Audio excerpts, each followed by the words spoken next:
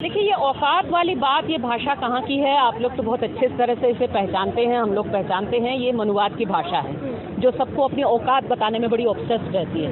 वो पूरा ना मनुस्मृति तो पूरा सबकी औकात कितनी है, कितना है, सब मापने वाला वो डॉक्यूमेंट है ही है।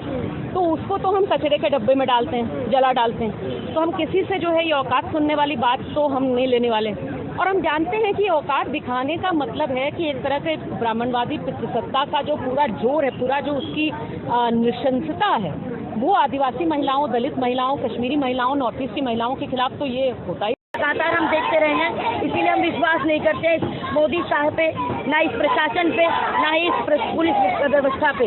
हमें पता है कि जो भी हम बोलते हैं अपने अधिकारों के लिए, किस तरीके का न्याय है कि हम अपना बोलना हमारे लिए गुनाह है कि हम बोल रहे हैं तो उसी का हम ही को दबाया जाता है। पहली बात तो जिस तरीके से कानून निकालते हैं पहली बात तो वो हमारे पक्ष में होता ही नहीं। अगर उसको मनवाने के लिए हम लोग आगे आते हैं तो उसमें हम ही को दबाया जाता है। ये कहाँ का न्याय है हमारे लिए?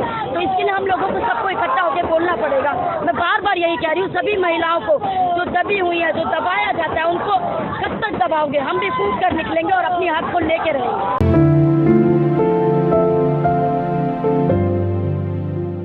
मामला यही था कि हमारे कुछ साथी प्रोटेस्ट कर रहे थे, जिनको वहाँ से एकदम बुरी तरीके से उठाया गया। डिटेन करना जो कहते हैं कि हमें बोल देते कि हम आपको डिटेन कर रहे हैं, आपको लेके जाए, लेकिन इतनी बेरहमी तरीके से हम उनको खींच के ले जाया गया, एकदम जैसे कि इंसान ही नहीं है। उस ऐसे खींच के लेके जाया गया और बस में भी उनको अलग अलग किया गया, उनके प्राइवेट पार्ट पे मारपीट की गई, उनके कपड़ों को इस तरीके से किया गया कि मतलब जो प्रज्ञा ठाकुर है, जो खुद ही एक महिला होने के शर्म मानी चाहिए उनको कि महिला होने के बाद भी इस तरीके की हरकतें उनके मतलब उनके द्वारा करवाई जाती है। साफ साफ हम कह सकते हैं कि उन्हीं के द्वारा कराई गई है। लगातार हम देखने को मिल रहा है, अगर उनको कस्टडी में रखा भी है, लगातार उनके प्राइवेट पार्ट पे मारपीट की गई। तो वहाँ डीसीपी साहब ने कहा कि नहीं, ये तो हम आपको सुनने के लिए आए हैं, लेकिन ये भी हम आपको बताना चाहते हैं कि 2000 प्रोटेस्ट डेमोन्स्ट्रेशन होते हैं पूरी दिल्ली शहर में और कभी ऐसा कुछ होता नहीं है। लेकिन थोड़ा सेंसिटिव मामला हो जाता है होम मिनिस्ट्री पर आप लोग जब प्रदर्शन करते हैं किसी के घर पे।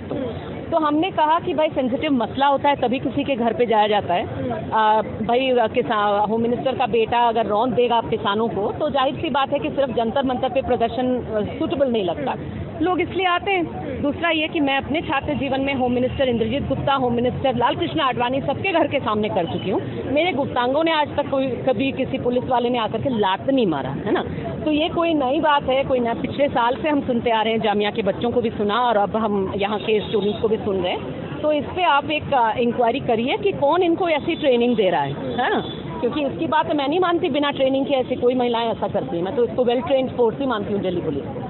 तो उन्होंने खैर ये बात तो मानी नहीं ट्रेनिंग वाली, लेकिन उन्होंने कहा कि हम इसमें इंक्वायरी विजिलेंस डिपार्टमेंट को देंगे, विजिलेंस डिपार्टमेंट इसमें इंक्वायरी करेगी। हम लोगों ने कहा कि हाँ, लेकिन इंक्वायरी को अगर सचमुच इंडिपेंडेंट होना है तो सबसे पहले आपके एसीपी को पद से हटाना चाहिए, तब जा करके आप उनके खिलाफ कोई इंक्वायरी कर सकते हैं। पता नहीं पद पे रखेंगे कि नहीं रखेंगे, अब देखिए। हमने तो मांग उठाई है कि पद से हटाइए, तब जाके इंक्वायरी करिए। अब देखिए कि कल क्या होता है, लेकिन हम इस मसले को ऐसे छोड़ने नहीं जा रहे हैं। और हम आपके माध्यम से कहना चाहेंगे हर किसी को जो नागरिक है देश का कि देखिए, प्रदर्शन करना नागरिक का अधिकार होता है और प्रदर्शन के दौरान किसी के साथ में यौन उत्पीड़न करना ये पुलिस की कहीं से दूर से कहीं ड्यूटी में नहीं आता, ये एक वायलेशन है। और इन्होंने ये भी कहने की कोशिश की कि देखिए, आपके साथ में लात तो कितने महिलाओं ने मारा, एक दो नहीं तो मारा होगा, तो वहाँ तो खड़ी 50 थी, तो इसका मतलब सब नहीं है।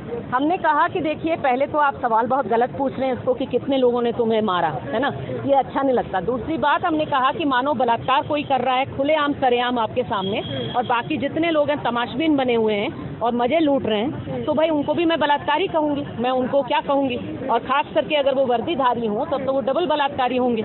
इसलिए उसके बाद तो उनकी बोलती बंद हुई, उन्होंने चुप हुए उस मामले में। बिल्कुल जानबूझ के किया गया है और हम लोग अगर इन सब चीज़ों को रोकना चाहेंगे तो हम लोगों को और बड़ी संख्या में लगातार इन सब के खिलाफ आवाज़ उठानी पड़ेगी, अपनी आवाज़ को बुलंद करना पड़ेगा। ऐसे ऐसे इलाकों में जहाँ पे महिलाएं दबी हुई हैं, जहाँ पे उनकी कोई सुनवाई नहीं है, मतलब इतना वायलेंस होता है वहाँ पे, इतना उनके साथ बुरा होता है कि उसके बाद भी अगर वो न्याय की गुजारिश करे तो वो नहीं हो पाती है। तो ऐसे इलाकों में, ऐसी बस्तियों में, ऐसे मोहल्लों में हम उन महिलाओं के बीच में जाएं ताकि वो भी अपनी एकता के साथ अपनी आवाज़ को बुलंद कर सके। और अभी जो मामला है उसके लिए हम सीधा अमित से हम चाह से कहते हैं कि वो इस्तीफा दें, नहीं अगर देते हैं तो हम अपना आंदोलन और आगे बढ़ाएंगे और जो भी पुलिसकर्मी हैं उनको बर्खास्त। तो यहाँ से आज अगर आपकी मांगे नहीं मानी जाती तो आगे आप लोग इस प्रोटेस्ट को और बड़े तौर पे बड़े स्तर पे लाएंगे और महिलाओं को बताएंगे जिस तरीके से देश की बेटियों को बचाने का जो ढोंग चल रहा है कि हम आपको इस तरीके से सुरक्षित करेंगे, इस तरीके से आपके साथ इतने सारे हम वादे कर रहे हैं, लेकिन वो हमें साफ साफ समझने पड़ेंगे कि जो वादे हैं